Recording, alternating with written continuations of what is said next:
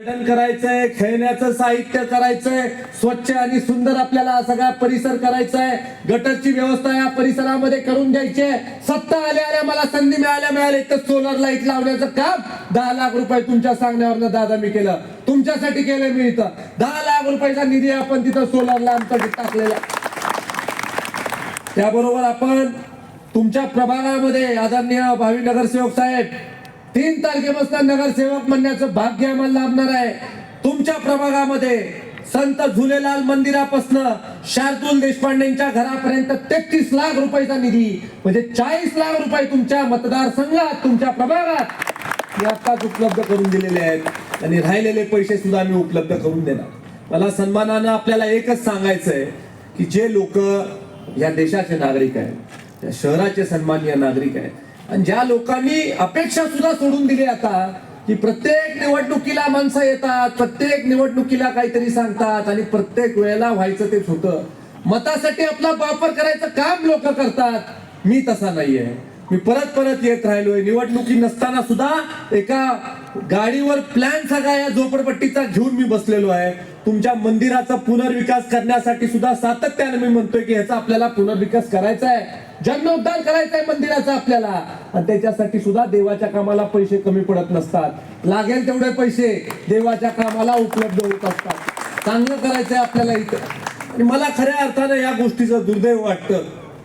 राजकीय माझे प्रतिस्पर्धी आहेत किंवा राजकीय आमचे विचार पटत नाही म्हणून नाही, खऱ्या अर्थानं एवढी मोठी देशाची राज्याची सत्ता तुम्हाला दिली होती, आपण मुख्यमंत्री राहिलाय, मी तर आमदार आहे आणि मी आमदार असताना सुद्धा तळमळीने म्हणतो की मी हे करणार, आणि तुमच्याकडे एवढी सत्ता असताना तुम्ही हे करू शकला नाही. हे खऱ्या अर्थानं माझ्यासारख्या कार्यकर्त्याला दुर्दैव वाटतं. माझं घर जर का असतं, माझ्या घराच्या पुढे झोपडपट्टी असती तर खरं तुम्हाला सांगतो 2 पैसे माझे वाचून मी बांधून दिला असतं, पण झोपडपट्टी माझ्या घराच्या बाहेर ठेवली नसती. आणि इथं तर कॉलनीच्या कॉलनी आहे. माझी एक ताई इथं राहते, तिला सातत्याने विचारतो की ताई काय परिस्थिती, काय अवस्था आहे, पिण्याच्या पाण्याची काय अवस्था आहे, गटरची काय अवस्था आहे, तुमच्या मुलाबाळांची काय अवस्था आहे, आपल्या पोरांना संधी कधी मिळणार, कधी आपल्या मुलांचं चांगलं होणार. निवडणुकीला ठीक आहे तुम्ही कोणाला तरी मतदान कराल, कोण तर नगरसेवक निवडून द्याल, पण आज माझा प्रयत्न आहे तुमच्या जीवनामध्ये बदल आणण्याचा. आज माझा प्रयत्न आहे की तुमच्या आरोग्य सुविधेमध्ये बदल आणण्याचा. आज माझा प्रयत्न आहे तुम्हाला मोफत भांडी देण्याचा. आज माझा प्रयत्न आहे तुम्हाला मोफत सेफ्टी किट देण्याचा. किती वाटले आपण मोफत भांडी? महाराष्ट्रामध्ये 1 नंबर. आणि सातत्यानं सांगायचो मी की जी आपली योजना आहे ती योजना फुकट आहे. आता तुम्ही पण लक्षात ठेवा, आमदाराची योजना फुकट योजना. कोणी पैसे मागितले तर मला सांगायचे, पैसे द्यायचे नाही, फुकट आहे ते सगळं, आम्ही आहे त्याला जबाबदार. जी शासनाची योजना आहे तुमच्या दारापर्यंत आणण्याची माझी जबाबदारी आहे. ते आवर्जून तुम्हाला या कार्यक्रमाच्या निमित्तानं सांगतो. त्यामुळे माझी आपल्याला विनंती आहे की येणाऱ्या निवडणुकीमध्ये तुम्ही मतदान हे विकासासाठी करा, तुमच्या भवितव्यासाठी करा, तुमच्या मुलाबाळांसाठी करा. एकदा आमच्या वीरूला आणि ताईला संधी द्या, त्यांच्या माध्यमातून मागेल तेवढा निधी, मागेल तेवढे पैसे या मतदारसंघामध्ये आणण्याची माझी जबाबदारी.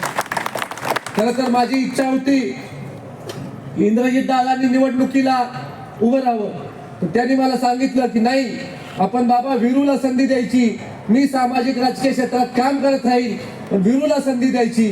आणि त्यांचं मी काम करण्याची पद्धत बघितल्यानंतर मला खऱ्या अर्थानं आनंद झाला, समाधान झालं. योग्य माणसाला संधी मिळालेली आहे, चांगलं तो काम करतोय, त्याच्या माध्यमातून अत्यंत चांगलं काम होईल आणि त्याला खांद्यावर घेण्याची जबाबदारी 100% माझी राहील. माझ्या खांद्यावर बसून तो काम करेल, इतकी त्याची उंची वाढवून देईल, हा शब्द तुम्हाला या कार्यक्रमाच्या निमित्तानं देतो. तुमचा लाडका भाऊ म्हणून वीरूला तुम्ही आशीर्वाद द्या आणि त्याला आशीर्वाद दिल्यानंतर त्याला संधी मिळेल. त्याच्या संधीचं हे दोघं सोनं केल्याशिवाय राहणार नाही, एवढी विनंती करतो. येणाऱ्या 2 तारखेला तुम्ही तुमचं बहुमोल मत नगराध्यक्ष पदाचं अण्णासाहेब पावसकरांना आणि नगरसेवक पदाची मतं ही वीरूला आणि ताईला आपण द्यावी, एवढी विनंती करतो. आणि उद्याच्या सभेला एकूण एक माणूस, एकूण एक तरुण, एकूण एक ज्येष्ठ माणूस या सभेला आपण उपस्थित राहा आणि तो ऐतिहासिक क्षण अनुभवा, एवढं सांगून थांबतो. जय हिंद, जय महाराष्ट्र.